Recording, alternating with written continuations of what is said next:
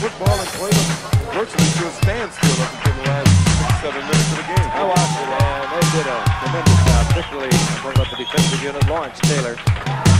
Had one of the outstanding games I've ever seen played by a player.